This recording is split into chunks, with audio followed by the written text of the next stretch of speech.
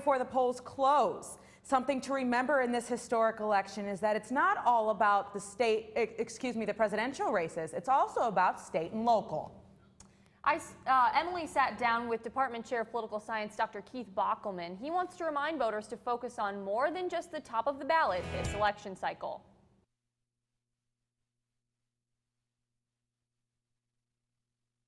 I think it's important for people to keep an eye on state and local election results. We talked about that in Illinois, but nationwide, we're going to be voting on the makeup of state legislatures. A few governors, a lot of the governors run on the off years. But we're going to be voting on the makeup of state legislatures. That's really important in affecting people's everyday lives. So I think that's an important thing to watch as well.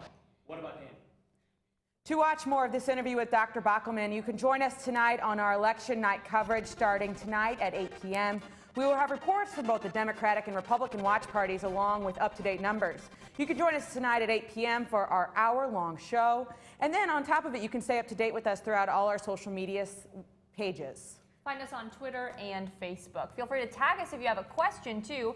We have a hashtag NEWS3 Election 2016. When you're talking about election night, just use our hashtag. There's an Illinois Constitution amendment on the ballot that has some voters confused. Dr. Casey LaFrance from the Political Science Department explained what this amendment is proposing.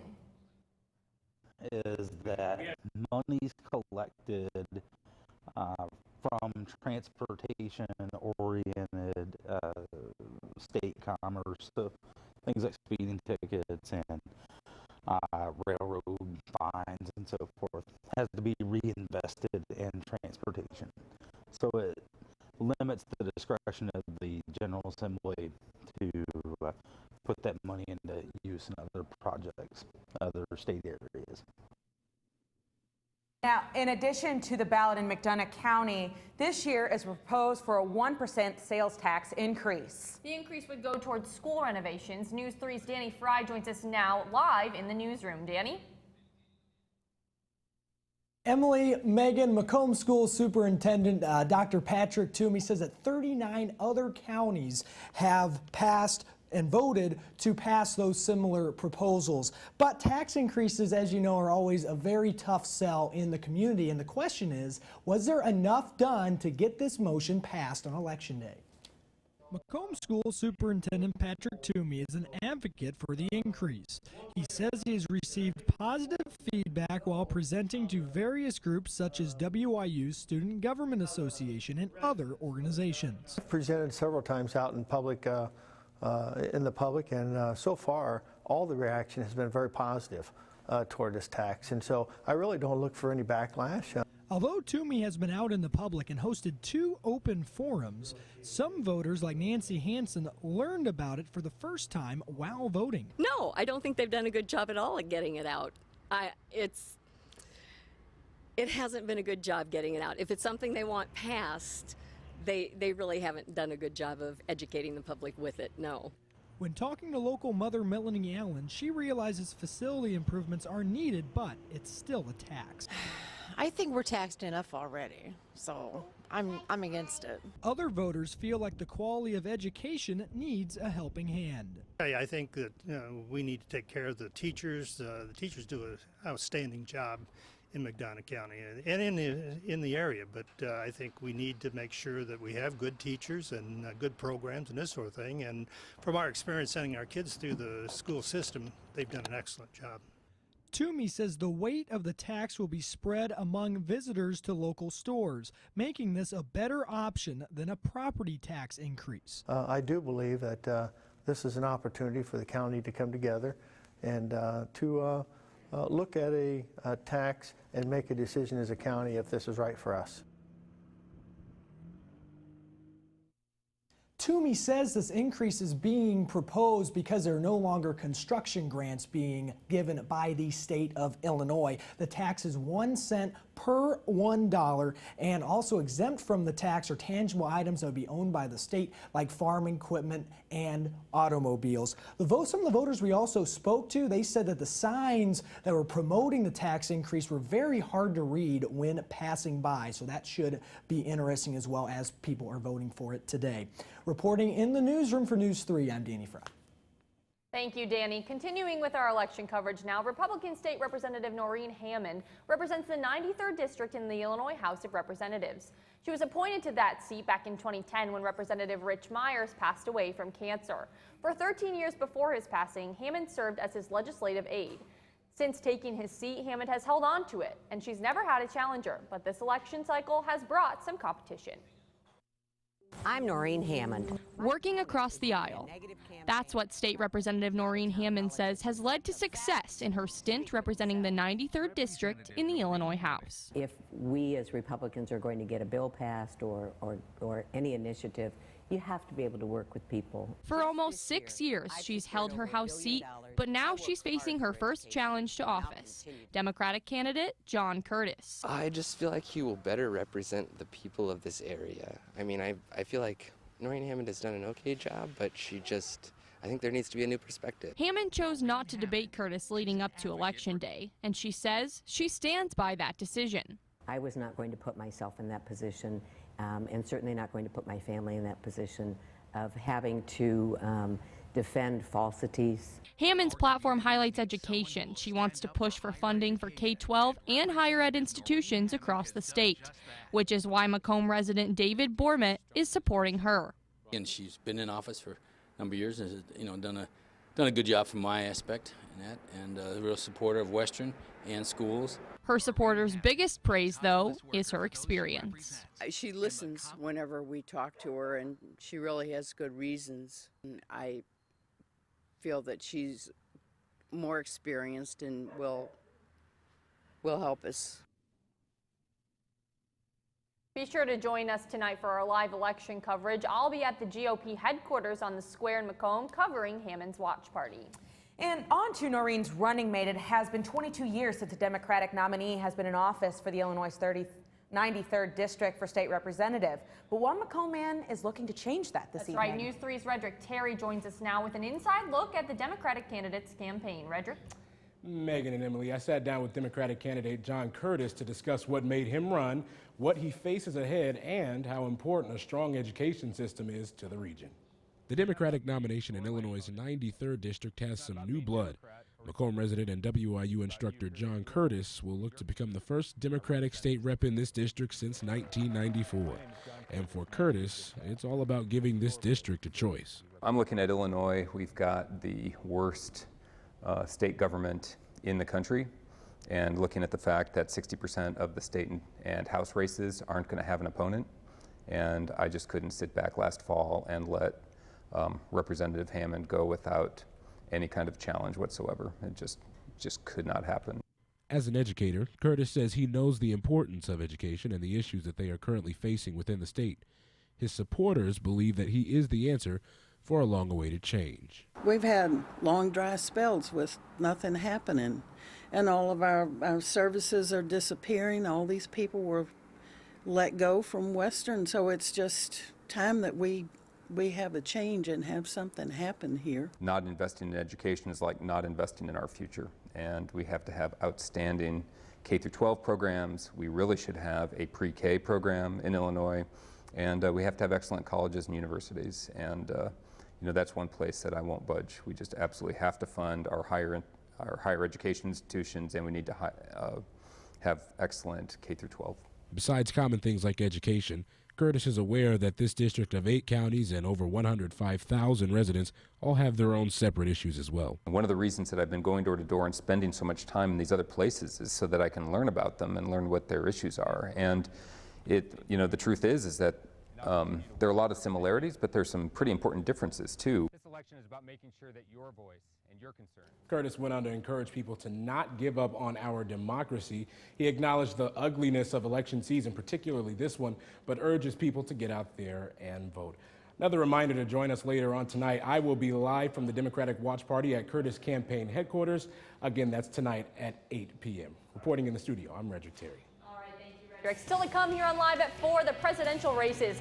Heated, no doubt. Find out what the Democratic and Republican nominees are up to today while the nation is out voting. And local judicial candidates disagree on more than just the issues. We'll hear from both sides of the argument as the race nears its conclusion. But first, Matthew Hutchison has a preview in sports. Matthew?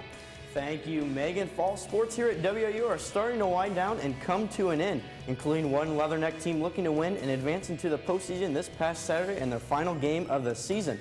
And Devin Biggs has a quick look at weather. Devin? Very perfect day for Election Day weather-wise here across the Tri-States region. A live look at our webcam. The sun's going down sooner now thanks to daylight saving time, but nothing but sun and even some wind moving around as the American flag is moving around in the background. Coming up, I'll let you know how long the sunshine will move around and what temperatures will do after this. Live from Salee Hall in high definition. Live at 4 is back in a moment. What?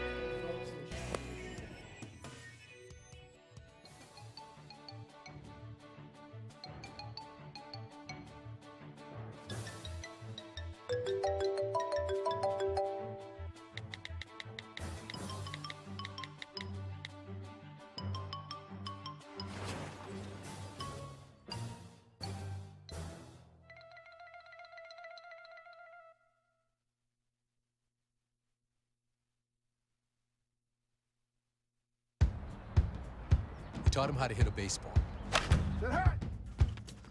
how to hit a receiver, the strike zone, the net. You taught him how to hit the upper corner.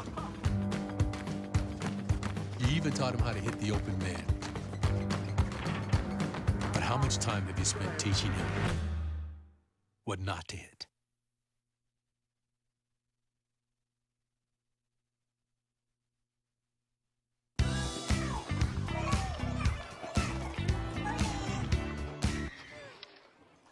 Looks like it's done.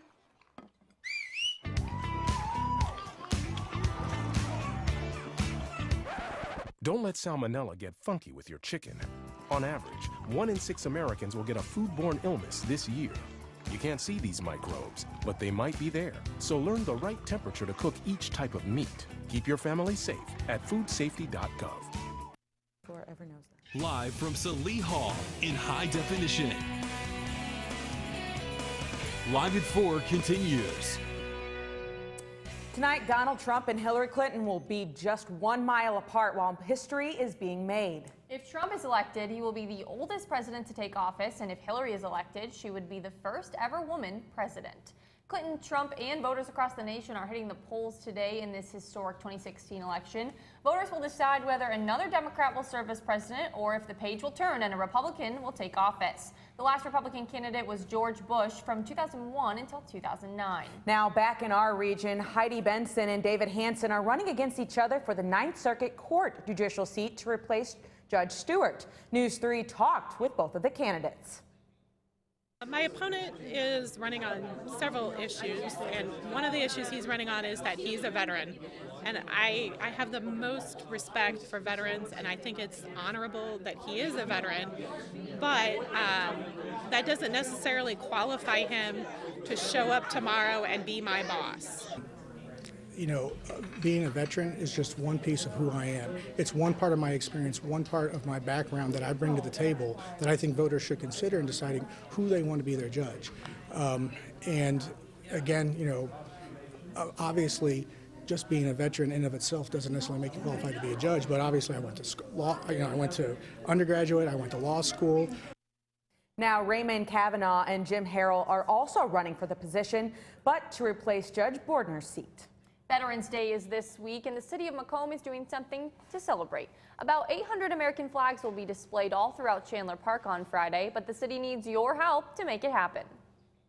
This is absolutely has to be maintained by volunteers, and it's commitment on volunteers' parts that will make or break the project. So we're asking for recommitment, if nothing else. Next Friday, the local Veterans of Foreign Wars chapter will display flags of love in Chandler Park. Volunteers wanting to help should arrive at 7 a.m. There will be a moment of silence before putting up the flags. Teardown will take place at 4 p.m. And still to come, it's partly cloudy, but temps are still mild for the beginning of November, and I'm loving all of it. When we come back, Storm Team 3's Devin Biggs will give us a look at the 5-day forecast. I think just working with everybody in the newsroom, everybody has such a great camaraderie. All the opportunities that I've been given here have just been amazing to expand on that resume. I try not to beat myself up on the mistakes I make because there's so many opportunities. Just giving that experience, and this is how I got to do things in the real world, is really what the broadcasting and journalism department has done for me. When you have a really good show and that everybody nailed it, I mean, that's one of the best feelings in the world.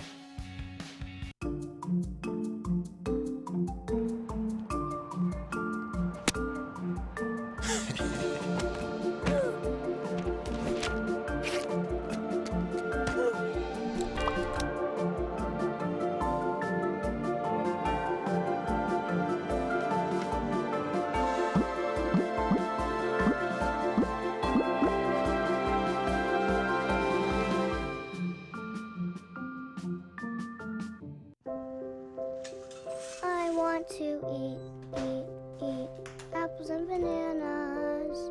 I need to eat apples and bananas. Why can't I eat? 1 in 5 children struggles with hunger in America. Support the Feeding America nationwide network of food banks to help provide meals to those in need. Join us at feedingamerica.org. Garrett Covington chose Western Illinois University because of the law enforcement program and the chance to be a Leatherneck. Western has one of the best law enforcement programs in the nation, and I get to play the game I love. Whether I go pro or I go to law school, because of Western, I would take my success to another level. I am a success story.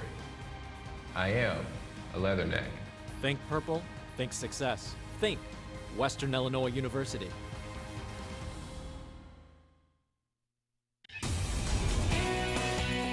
Now, from the Storm Team 3 Weather Center, here's Devin Biggs. And welcome back to Live at 4 on a very warm and unusual November afternoon. A cold front has just now moved through, so the rain that we had earlier on today has now moved on out, and sunshine is now the theme across the Tri-States region. Our range today is 63 to 36, way above average for this time of year. Normally we are in the mid-50s to low 30s across the region, so I know I'm not complaining for these first few days of November 8th. Current temperatures basically in the low 60s across the region, 65 in Peoria though, but overall 63 area-wide being the number in the low 60s. Midwest weather tracker, not too shabby. Excuse me, I can't talk today, but a visible satellite composite showing the rain moving on out of here thanks to the cold front that is moving out of the region, and you can see what that cold front line is as the front is moving off to the south and to the east. So future cast for tonight, the cold front's moving on to the south and east. So look at here, we're clear, and there's our high pressure system that's going to be moving on in tonight, which will cool temperatures down and keep the clouds out of the region. And tomorrow it won't be too shabby as high pressure, as you can see all to the west of Des Moines, continues to move off to the east. So tonight, temperatures won't be too shabby. Basically, mid to upper 30s will be the norm area-wide, and as we head into tomorrow, won't be too bad either with upper 50s to low 60s area-wide. I know I am not complaining overall about these weather conditions. So, taking a look at our forecast tonight, it'll be clear skies with a low in the mid 30s. Winds will be out of the north at 5 to 10 miles per hour. Looking ahead towards tomorrow, it will also be sunny with highs in the upper 50s, maybe even low 60s across some of the regions or some of the areas in the Tri-States region. Winds will be out of the northeast at 5 miles per hour. And looking ahead to our NEWS3 exclusive 5-day outlook, look at all that sunshine, and it'll even be perfect on Friday for Veterans Day, as it'll basically be upper 50s to low 60s, maybe mid 60s on Thursday. But I know, Emily and Megan, I am not complaining about this weather one bit that we have coming our way. Definitely unusual for November. I am not going to say one word because I'd rather it be too warm than be walking to school in like a foot of snow. Exactly. Thanks, Evan. And the weather was great this weekend, but not so great for the Leathernecks, right, Matthew? Yeah, beautiful weather outside, but besides the men's soccer on Saturday, there was also more action on the WIU campus.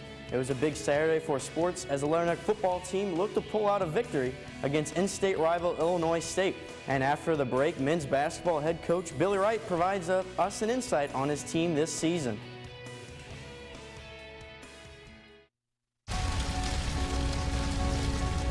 A single ember from a wildfire can travel over a mile.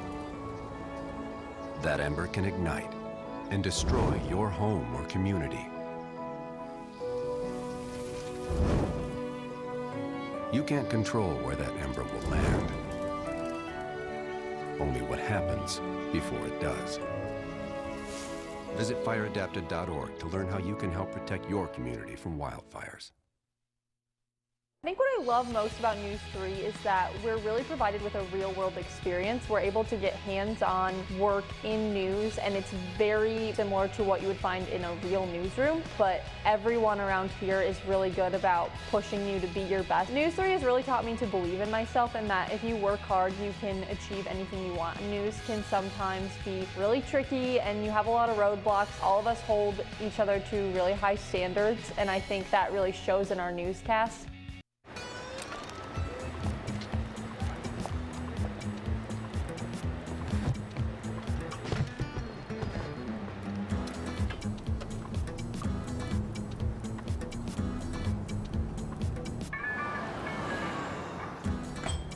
It's a short ride from your neighborhood to your naturehood.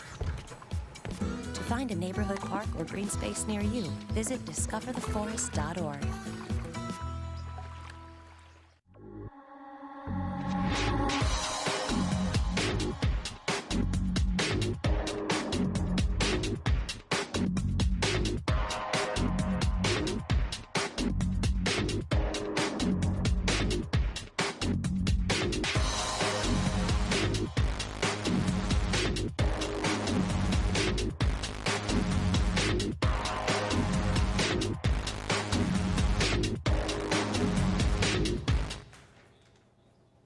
Welcome back. The WIU men's soccer team looked to earn a final spot in the Summit League tournament. It was also senior day for the Leathernecks, so looking to send their 5 seniors off with a victory over Fort Wayne. We jump to the 27th minute. Leathernecks already up 1-0. Johnson finds Bevan, who has one of the seniors who was honored. He makes move, getting past 2 defenders, sends a cross in the box, finding Kouassi for his second goal of the game. WIU up 2-0 at this point. We go to the second. This time, Bevan, one of the seniors that was being honored after the game instead of before the game due to time conflicts, was on the ball. He shows some fancy footwork and beats the keeper Trujillo, who comes sliding out. Western now goes up 3-0 as Bevan goes and celebrates with his family, who came to the game to celebrate their son for senior day. But the Leathernecks would fall asleep in the 67th minute as a cross in the box from a free kick finds the header of center back Adam O'Donoghue and beats Hansen. The Mastodons down 3-1. However, this would wake the Leathernecks back up. Not even 3 minutes later, a little miscommunication between the Fort Wayne back line leads to a steal by Bevan, who turns it into a pass to Kouassi, seeking the hat trick, and he will just tap it in the back of the net right there. WIU up 4-1. Bevan would earn his second assist of the game, and the senior from Oxford would also finish the day with 1 goal. With this win, the Leathernecks earn the 3rd seed in the Summit League tournament and will face the 2-seed Denver Pioneers this Thursday. Moving over to Hanson Field, the WIU football team looked to end their 6-game losing streak against the Redbirds. The 11th ranked Leathernecks greeting some of the young fans before the game. We go to the second quarter right away. Illinois State up 14-3. They're punting it out of their own end zone to the always dangerous Lance Lenore, and the senior would switch fields with some great blocking right there by Stacy Smith. You can see him right here. The sophomore will go into the end zone untouched for the score. WIU down by 4. He celebrates some of the military servicemen and women right there. Then less than 2 minutes later, quarterback Jake Colby would respond with a 50-yard bomb to wide receiver Warren. Redbirds now up 21-10. 2nd and 20 for the Leathernecks. And this, McGuire drops back and looks for Lenore across the field, but his pass finds the hands of linebacker Rivera. Gets taken down. WIU down 28-19 at this point. McGuire and the offense wouldn't quit quite yet. He throws off his front foot, and the ball lands perfectly into the sliding Stacy Smith. Western only down by 5 late in the 4th. The Leathernecks looking to lead a 2-minute drill, but McGuire's pass to Lenore would get broken up by Devontae Harris. Lenore trying to make a case for the flag, but nothing would be called. Charlie Fish and the Leathernecks come up short in their comeback effort. Charlie Fisher also, and the Leathernecks drop this one 31-26. Up next for Western is their final home game of the season against the UNI Panthers. Finally, the men's basketball season is just right around the corner, and head coach Billy Wright already has some expectations for some of his newcomers this season. I think from day one, the first few weeks of the summer, it's that newness, and I think it's a great tool that we have, and we're very fortunate to be able to utilize the summer, the 8 weeks in the summer, to kind of address some of those issues. So I thought the newcomers, the 2 junior college transfers and our 2 freshmen, did a great job in coming in from day one and accepting their role and buying into the culture of our program. They will be tested early on in the season as they travel to Kansas State this Friday night. That's it for sports. Final word is next on Live at 4. We taught him how to hit a baseball, how to hit a receiver, the strike zone, the net. You taught him how to hit the upper corner. You even taught him how to hit the open man. But how much time have you spent teaching him what not to hit?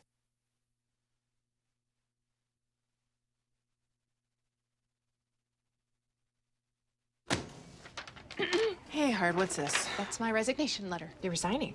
Why? Because you're constantly ignoring me. You're half as active as you used to be, and you get stuff like this. You've been putting me under a lot of pressure lately. That's why I'm ready to quit. I forgot. I'll do better. Please, don't quit on me. Okay. But remember, it's not what you say. It's what you do. Listen to your heart. Don't let it quit on you. Let's go for a walk. Uncontrolled high blood pressure could lead to a stroke, heart attack, or death. Get yours to a healthy range before it's too late. You make me wear my bike helmet. You taught me never to run with scissors. And to follow the swimming rules. You tell me to stay away from drugs. To always buckle my seatbelt. So why do you keep a loaded gun in your drawer? How safe is that? You asked them to follow some safety rules. Now they're asking you. In fact, they're counting on you. Never let your gun get into the wrong hands. Remember, always lock it up. Visit ncpc.org. My favorite thing about News 3 is you're constantly working with someone. If you're not going to work with someone, then your show's not going to go right. News 3 has really got me ready and prepared for the outside world. Traveling to do a tornado story, or if that even means traveling to Iowa to cover third graders, I get to work with some fantastic people. It wouldn't be the show that it was today without the production crew, without our anchors, without our talent. It's really a team effort, and I'm beyond blessed to be able to be here. Now, Macomb Police Department is welcoming a new officer. Nick Sievers is a Macomb resident who was born and raised here in the community. Nick went on to play football at Iowa State University and majored in criminal justice after graduating from Macomb High in 2012. Nick was sworn into the department at Monday night's City Council meeting. He told me last night, along with the City Council, that he was happy to be back in his community serving the people that he grew up knowing. So very happy, and congratulations to Nick. That's all for us at this time, but we will be back tonight at 8 p.m. for our election coverage. But if you want to find us online, we're there all the time, of course. Stay up to date with us, news3wiu.com. Like us on Facebook and follow us on Twitter. Just search our handle, News3WIU. And you can also search for us on YouTube and subscribe. We will also be streaming live on YouTube this evening. Thank you for joining us tonight, but join us again, like we said, in just about 3.5 hours for our election coverage. From all of us here at News 3, have a good evening, Macomb.